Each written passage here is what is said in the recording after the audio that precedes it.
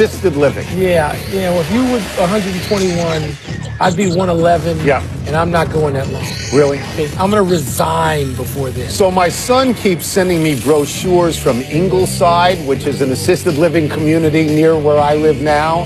He drops them on the desk so I see them all the time. You know what that is? I think he wants... Mom, Dad, get out. Yeah. Give up the house, baby. Give up the crib. I'd give him the house, but he wants me in assisted living right now. Welcome to PTI, boys and girls. In today's episode, should Eli Manning sit? Does Mike Evans deserve a suspension? And does the Big Ten still have a hope of making the playoff? But we begin today with the most surprisingly dominant teams in the NFL. The Los Angeles Rams, who were 4-12 last year, and the Philadelphia Eagles, who are 7-9. Both the Eagles and the Rams scored 51 points yesterday. Both of their quarterbacks, Jared Goff of the Rams and Carson Wentz of the Eagles, who went 1-2 in the draft last year, continued to look like stars. Wilbon, do you trust that both these teams are as good as they look? It's hard for me to trust it yet. The Eagles a little bit more because we saw some of Carson Wentz last year. We think the Eagles, even without their big left tackle, well, we could have seen something of Jared Goff last year, except his coach hated him. Right, he hated him. So let's face it, you and I have a little bit more skepticism about the Rams at this point because it's been since 2003 since they had a winning record. I mean, it's been a long time for the Rams, Tony. But essentially, I sort of do. I mean, like you quote your podcast every now and I'm going to quote my Twitter account, in which I said yesterday, are we looking at a Rams-Eagles NFC title game?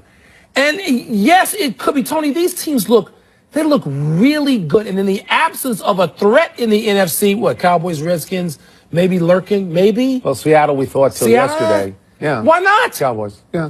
It's funny.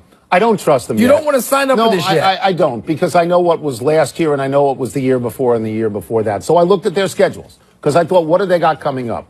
Okay, here's when I will trust them. Philadelphia is at Dallas the next game. I think they have a bye, and then they're at Dallas. And then 2 weeks later, at Seahawks. You win them both, you've got 1-1. Okay, the Rams have the Vikings away and the Saints at home. You win them both, and I'm going to be impressed. But if you ask me honestly, I'm not even into the playoffs would I particularly trust them. I would not. Okay. And yet I like Philadelphia. What I like about Philadelphia is they have a varied offense. They got players on offense at every position. And they are good at all three levels. If we want to get into some coach speak, they're impressive in all three of those areas, but so are the Rams. I think what gets me is the Rams are so explosive. The explosive plays, Tony, they just crush you. And by the way, neither team has any seeming respect for the opponent. They keep throwing it. They keep trying to score late in games. They average more points. They're the only two teams, I believe, in the entire league to average more than 30 points. And I think we've said this before. We know Sean McVay a little bit because he was the offensive coordinator at the Redskins. Yeah. He's 31 years old. He appears to be the quarterback whisperer because Jeff Fisher, he got this really wrong. Tough to become a head coach in the league again when you didn't like Jared Goff. How old was Don Shula when he started to really make it? Wasn't he really? I would say in his late 30s. 34? Mid to late 30s. Okay. The same with John Matt. They were. Mid to late 30s. You knew early on. Yeah. Now that the New York Football Giants have fallen to 1-7 and cannot get up after giving up 50 to the previously mentioned Rams yesterday, it is apparently time for changes. And I'm not talking, not yet anyway, about firing Mr. Slickhead Ben McAdoo. Well, I'll talk about that. I'm talking players, all of them, maybe even including Eli Manning, who has started every game at quarterback for the G-Men since mid-2004, Tony. When asked if changes could include Manning, McAdoo said, quote, "That includes everybody," close quote. Ouch. Tony, at this point of a lost season, would you bench your two-time Super Bowl winning face of the franchise? Well, it depends on what you have behind him. So let's look at what the Giants have behind Eli Manning. Kid. They've got Geno Smith, who is 50 Shades of Terrible. I'm not talking about Geno Smith. And after him, they've got someone named Davis Webb, who I think is the third alternate on the U.S. President's Cup team. So if anybody... Do you know he succeeded? Who? Your boy at the Rams. Jared Goff? Yes. Fine. You want to raise your hand and say either of them give the Giants a better chance to win a game than Eli Manning? I don't. I think the guy in more jeopardy than Eli Manning is previously mentioned Ben McAdoo, who appears clueless at this point. I would fire Ben McAdoo now. Now, for blaming players and talking about what their job security is and how they have to get paid. Fire him now. Get out. There's nothing that is apparent that says this guy with the next group is going to be Don Shula. So get out. But Tony, I would bench Eli Manning. I'd give Davis Webb a look. They used a third-round pick to get him. He has no receivers, and he has no running backs. Let's give the people a history lesson for a second. Eli Manning is probably on the downside of his career. Of course he is. Eli Manning is 36 years old. His brother Peyton Manning, are you familiar with him? No, I've heard of him. After 36, he left the Indianapolis Colts. He went to Denver. He had 3 good years. At 37, he had 55 touchdown passes for an NFL record. He went to 2 Super Bowls. Lifetime guy. Really? Because Eli's got 2 Super Bowl wins. You can talk about Super Bowls if you want. You look at Eli right now, Tony. Doesn't look good. The whole team looks bad. You can go out and give playing time to anybody you want. Do you think he could not be resuscitated by going to another team, including, for example, Denver, where Brock Osweiler and I'm sorry to say this, Trevor Siemian have not exactly burned up the raceway? Tony. The Giants are awful. They are. I know you don't want to deal with this. No, as a they New are. Yorker. You used to a powerful team, even though they weren't your team. They're awful. All right. So he can go somewhere else. The Washington Redskins pulled off what might have been the most stunning upset of the season yesterday. Stop it. Beating the Seattle Seahawks with a late touchdown, 17-14. Nobody expected the Redskins to win, and by nobody, I mean me. Well, I picked them. Kirk Cousins, late, goes 70 yards in 35 seconds. He was great. But what really hurt Seattle was its kicker, Blair Walsh, missing 3 successive field goals in the first half, all wide left. Wilbon, should the Seahawks trust their kicker going forward? Nope, get out. You're in the Ben Matthews. He was 12 of 13 before that. Yeah, you miss 3 in a game in which you lose a game in which now a team has a head-to-head advantage over you, tiebreaker for getting into the playoffs. No, you can't have this. And there are kickers out there who can make – if you miss now under 50 yards, people look at you like, what are you doing? All 3 were under 50. I know. 2 in the high 40s. I watched a lot of somebody. Stop with the upset. Okay. Oh, it's huge Iowa upset. Beating Ohio State's brains out. That's a big upset. Teams with the same resources. They don't upset in the NFL. Stop. Did we it's such a homer thing. Oh, the Redskins. Oh, did we both? Well, it's not too much of a homer thing if I said I gave them no chance to win. Did we both agree that the Seattle-Houston game, before Deshaun Watson got hurt, was the best game of the season? And did Seattle win that game, I think, 41-38? Could they score from anywhere in that game? Yes, they could. And the Redskins, they're totally beaten up on both lines. That hold them to virtually no points. They played well. Virtually no points. The Redskins played that was surprising. Tony, the Seahawks aren't any good. They're not any good anymore. You didn't watch this game because I know where you were. I'd watched more of it because I almost made you late to do something. I watched some of it. They dropped about 4 interceptions. The Seattle ball-hawking defense, which by itself led a team to 2 Super Bowls, at least winning one of them. They can't pick the ball anymore. They can't hold on. They can't get stops when they need to. You don't let Kirk Cousins go down the field in 3 throws. Kirk what Cousins, are we talking about? We thought he maybe lost money when Garoppolo was traded to San Francisco. Back in his account. I think the money just going ding, ding, ding in the account. Listen, Seattle's not Seattle from 2014 or 15. They're not. And the Redskins are okay. They're pretty good. They may make the playoffs. Well, they beat but the there's Rams. no upset. Stop with the upset. That was a huge upset. Stop. That was a huge upset. It's pro football. No upsets in pro football? No. You have the same resources. So if the San Francisco 49ers were to play and beat the Patriots, you would say that's not an upset? The Patriots must have stunk that day. That's what it is. It's pro football. You have an odd way of looking. It's 32 of them. Yeah. It's been a while since we had wide receiver behavior making headlines, Tony. But Cincinnati's A.J. Green got into a skirmish that earned him an immediate ejection yesterday. Oh, look at Mike Evans. Oh, big shot. Wait till you see the Mike Evans thing, though, for his two-handed shove. One coming, boom! Of Saints DB Marshawn Lattimore got himself suspended today for 1 game, a suspension he will immediately appeal. Tony, you okay with the respective punishments handed out by the league? I thought Mike Evans should have been immediately thrown out. You were crazy over this earlier. Because his quarterback, Jameis Winston, stuck his finger in some guy's ear. His finger was already out. Stuck some guy's ear, and the guy turned around. And then Mike Evans hit him from behind. Good. Raced across the field and knocked him from behind. You can't do that. He should have been out right then and there. I'm glad he's out now. A.J. Green, they were facing each other. Yeah. You know what's interesting to me? Defensive backs, they yap. All they do. All they do is yap. They make one play and they stand there and they yap. They get beat the next play and they come back the next one and you think that they are, they're so dismissive of people. They're so contemptuous of people. They should be hit. Most of them should be hit. That's exactly right. And that's why I'm not suspending These punishments anybody. are fine. Then you don't need, first of all, I wouldn't have thrown A.J. Green out. A.J. Green was cheap-shotted yesterday in that game. I watched a lot of that. Okay. He was cheap-shotted several times. So what he essentially said was, I'm going to knock you out. We're going to have some MMA now. And he took his ejection and said, I'm not appealing. You actually tuned into Cincinnati Jacksonville? Well, the Bears went on yesterday. That was a good game? There was no New England. Really? There was nothing I really wanted to watch, so I watched it.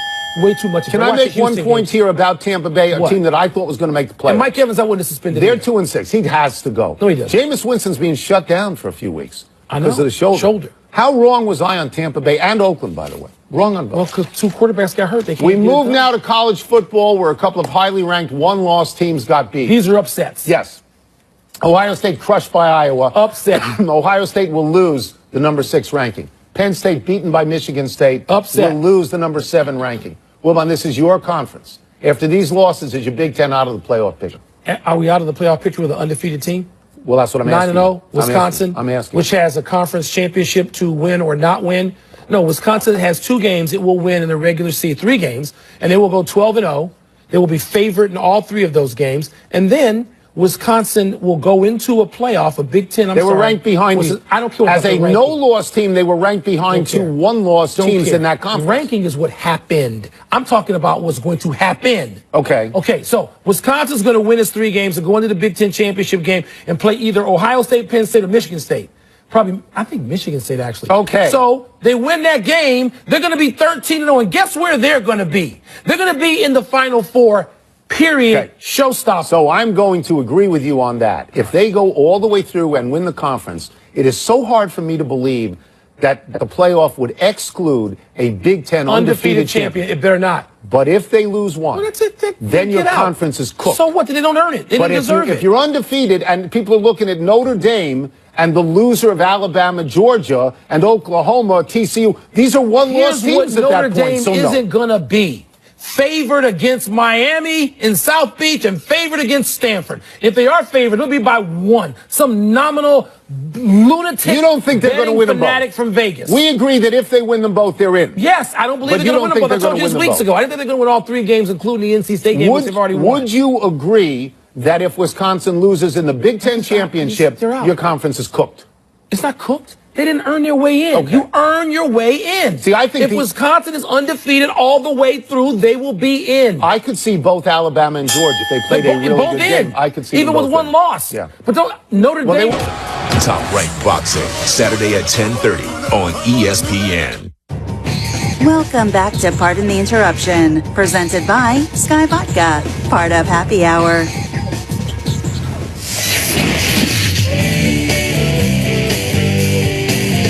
Mail time, where you write the questions, occasionally in complete sentences. Insulting the intelligence and learnedness of our viewers. Was that a harder catch than it looked for Julio Jones? Yeah, it was very hard because Julio Jones was hurting. He should have been out there. If you were watching this, and you and I were on the phone, and I said to you, Julio Jones should not be out there. He's way open. I don't know how he got open, but Tony, he's way open. Tony, after this, one of those 2 defensive backs, I think 29, he goes over to Julio Jones and basically says to him, dude, are you alive? Are you okay? He's consoling him. There's a reason. When an opponent in a division game comes over to you, puts his arm around you and says, are you okay? Julio Jones was a man to be out there. I can't believe he was. That's the easiest touchdown catch he will ever have. He was hurting. In the course of... Shouldn't have been out I'm to sorry. walk. I'm a doctor. I didn't know you were a doctor. Okay, I didn't know that. I know you're In not. the course of a year in the NFL, he will make 100 catches harder than that. A high school kid makes that catch. How great is Julio Jones? He's a great player. And if he drops, did you watch the lead up to it? This is freakish, so that should have happened. So if you're looking to find out why Atlanta stinks this year, because that's perfect ask from Matt Ryan. Okay. Things like this are happening to Atlanta, and they stink. Maybe the injury to Julio Jones is also what happened. I didn't know about that. I know, because you weren't watching. Again. You weren't watching. Again. You're watching that cable red zone instead of the DirecTV I am red zone. watching cable red Your zone. red zone stinks. I am. Cable red zone. I love it. Cable. Life-changing. Should we see more of that mini Hail Mary? This is the coolest and one of the smartest plays I have ever seen. You're expecting Alex Smith to throw it into the end zone. Tight ends, baby. He throws it about 25 yards, and then you're expecting 12 laterals. No, because the tight ends, as you say, are down the field and a big wideout who blocking. blocks 2 people. The design of this play is perfect. Whoever designed it should go right to the Hall of Fame. Yeah. That's such a cool play. I know and Tyreek Hill's good. He's good. Hill's something else. I know Kansas City lost that game to the Cowboys. Really good game. It just reminded me, though, watching that play and everything else that happens, how good a coach Andy Reid is. Underrated, undervalued after all the Brilliant play. And clearly he lets his assistants do their things because somebody designed this play. But when you put those two tight ends on the right side and a big wide out on the left, who's also, he gets, if you see that again, he gets 2 blocks off to help spring Tyreek. Who even thinks of that play? The play is We're going to see more of it now. Well, now everybody will know to stop it when the tight ends go out. Was the Colts win over the Texans more about what T.Y. Hilton did or what Tom Savage did not do? Poor Tom Savage. This is a tough place to be in because you're starting in place of a guy who was going to be Rookie of the Year. That's right. Who was thrown for 1 million yards Who replaced you because he was better than you. And you get down and you have 1st and goal, and the play designs were awful. The calls were awful. The execution was awful. Right down to the fumble at the end. You need something that is flat where the quarterback who has some athleticism has an option, or the defense at least is forced to We were both watching that at the same time. We went crazy. We were on the phone. It's him. I hate to say it's Houston. It was Houston. They screwed it up. Let me just say this about T.Y. Hilton, and maybe you can help me out on this. When he dove in the air, I assumed he had been contacted. I told you he wasn't. Contacted by a defensive player. Now, I've never seen anything quite like that before, that you can get up and run when you have used a certain amount of subterfuge. So you're saying he gave himself up, should have been in play. That's what it looked like to me. Now it looks like you're sort of cheating because you're trying to lull the defenders into a false sense. What's wrong with that? Dan Marino and the famous fake spike? I don't know. That he was the only one. Who else did the fake spike more recently than Dan Marino? It just bothered me. Oh, Peyton Manning's done that. Peyton Manning, of course. He's done that. Should Kyle Shanahan even consider playing Jimmy Garoppolo behind that terrible offensive line? So is this what this has come down to? That the 49ers line is so terrible that they can't play Jimmy Garoppolo? That Jimmy Garoppolo, is he a painting that has been acquired to hang on a wall, or is he a football player? Because if he's a football player, you get him ready and you get him out of. C.J. Beathard's getting killed. He's sacked 16 times in his 3 starts. That's brutal. You know what Tim Kawakami wrote? What? In The Athletic? He called Beathard, quote, a crash test dummy for Garoppolo. It's true. But this is the reason why we heard Shanahan say earlier, midweek last week, then why'd you get him? He may not play. What are you waiting for? He didn't make the trade. The coach doesn't make the trade. The GM makes the trade. They're together. John Lynch they're together. Okay, but John Lynch made this deal, Tony, and then you assess this as the coach. What did Joe Gibbs always say when C.J. Beathard's grandfather, Bobby Beathard, he said, he decides who comes in, I decide who will play. So the coach is making a decision based on his personnel. Just put a hook on his head and hang him on the wall. Okay. Enough email. Let's take one last break. Still to come, did Carmelo Anthony, why is he in this show, really deserve to get ejected for this? And no. Look what's next. The Knicks and Chris Porzingis. He's taking them to the playoffs, isn't he? Come on. Spent his birthday like he spent all recent Sundays not playing football. Crutches. He's near the top of the list of Uber stars who are in multiple commercials, who are out for an extended period of time, right there with Aaron Rodgers and J.J. Watt. The only really familiar face still playing this year is Tom Brady. I wouldn't go that far, but Beckham's absence is telling. And it's part of what, to me, is just sort of a down NFL year. You want him because he's great and he entertains. 2 for 1. Not so happy anniversary, Chris Boswell. On this day last year, the Steelers kicker attempted a trick onside kick and failed miserably. Pretty much the same thing happened yesterday to the Baltimore Ravens kicker, Justin Tucker, whose similarly tricky onside kick attempt went about 8 yards, but not the requisite 10. Yeah. I think Justin Tucker's the best kicker. He's good. And I liked his attempt. Happy trails to Carmelo Anthony. Anthony was ejected from the Thunder's loss to Portland after committing a flagrant team foul on Yusef Nurkic. The odd thing is that Anthony was originally the one fouled on the play. The referees gave him credit for a basket with a free throw. I watched it. But upon further review, Anthony was tossed for excessive contact with his elbow, and the basket was waved off. The league should be embarrassed by this play. It's a basketball play. He's got 2 hands on a ball. He's trying to score, and he's trying to move a guy off him, not get a shot. This is stupid. They shouldn't even review the play. This is not what replay was meant to do. This is dumb, and the league ought to rescind it and apologize. I saw that. I saw the first replay in real time. No precedent for it. And it looks like Carmelo Anthony is fouled. This contact is a basketball play. It should be embarrassed. Very surprising. No errors today. We go to the big finish. Let's do it. James Harden had a career-high 56 in a win over the Jazz. Is that a big deal? It's a big deal, but not as big as 57 from LeBron against the Wizards Friday night. Woo! That's right. Kristaps Porzingis. Yeah, boy. Yeah. He had 40. He's averaging 30. And the Knickerbockers are 5-4. Playoffs? That's hard for me to say, but if he's that good, is he in the class with the Greek Freak? in your mind? Not quite there. Not there. But close? He's really good. Lonzo Ball, 6 for 28 over the weekend. 1 for 11 from 3. Cause for concern? Yes, we established this last week. But you know what they're not going to do? Cut him. Get better. Get better. Right. So keep shooting. The Saints keep practicing shooting. The Saints blew out the Bucks to win their 6th straight. New Orleans, do we take them seriously? It's hard to because of their recent past, but they have a game in LA against the Rams in a few 3 weeks. I think in Thanksgiving weekend. They win that one, yes. Last one, Lions and Packers tonight. Who you got? I know the game's at Lambeau, but I'm going to go with the Lions. The Lions have to win this game tonight to win the division. We're out of time. We will try and do better the next time, and I'm Tony Kornheiser. I'm Mike Wilbon. Same time tomorrow, knuckleheads. And now we send you to Susie Culver.